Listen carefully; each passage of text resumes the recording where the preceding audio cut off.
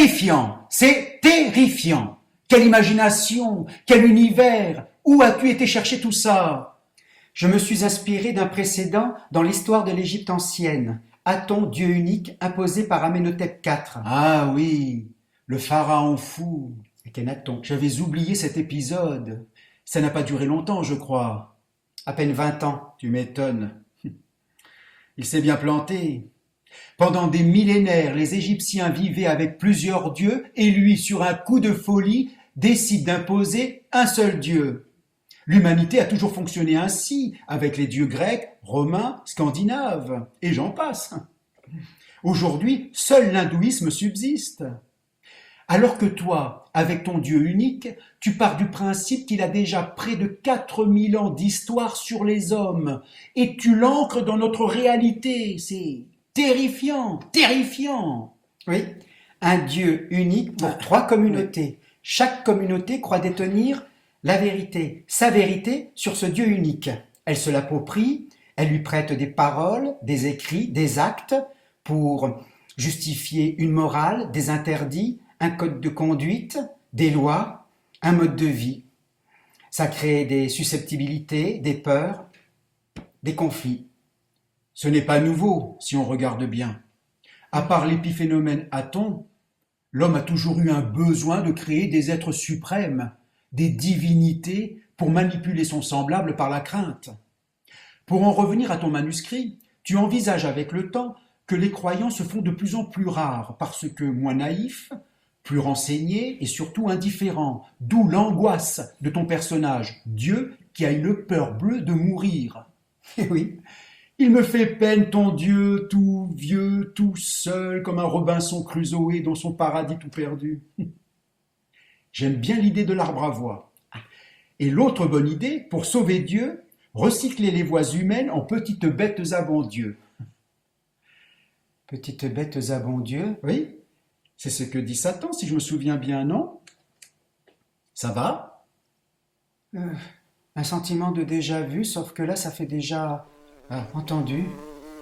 À propos de Satan, je suis un peu troublé, voire dérangé. Tu en fais un personnage plus élégant que Dieu. Bon. Instruit, spirituel, en bonne condition physique, certainement séduisant. Il permet à Ève d'accéder à la connaissance. On ne peut que l'aimer. Seulement, il est l'incarnation du mal. Alors, excuse-moi pour ce raccourci rapide, j'en conclus que le mal est plus attractif que le bien et qu'il est étroitement lié à la connaissance. C'est l'interprétation de l'homme.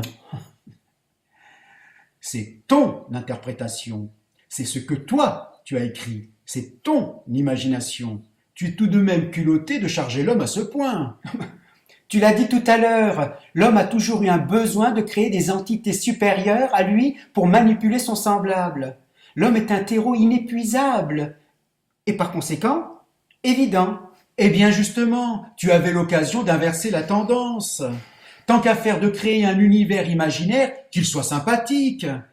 Ton scribouillard, en faire un type bien, sensé.